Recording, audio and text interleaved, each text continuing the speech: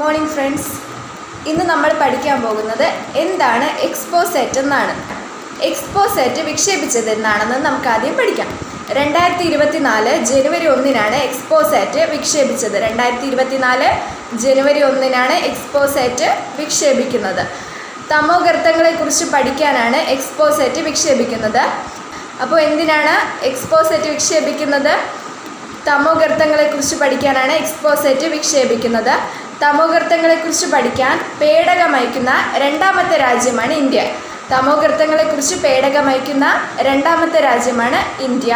ഇതിൻ്റെ project director M ജയകുമാറാണ് ഇതിൻ്റെ project director. XPoSat വിക്ഷേപിച്ച സമയത്ത് ISRO ചെയർമാൻ ആരായിരുന്നു? എസ് സോമനാഥാണ് ISRO ചെയർമാൻ ആയിരുന്നത്. എന്നാൽ ഇപ്പോൾ ആരാണ്? വി നാരായണനാണ്.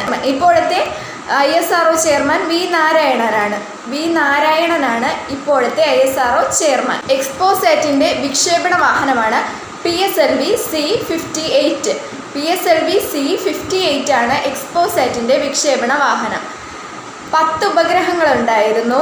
10 ചെറു ഉപഗ്രഹങ്ങളുണ്ടായിരുന്നു. പ്രധാന ഉപഗ്രഹമാണ് VSAT, women engineered satellite. Poojappura LBS engineering കോളേജിലെ വിദ്യാർത്ഥിനികൾ നിർമ്മിച്ച പേടകമാണ് VSAT എന്ന് പറയുന്നത്. Women engineered satellite VSAT.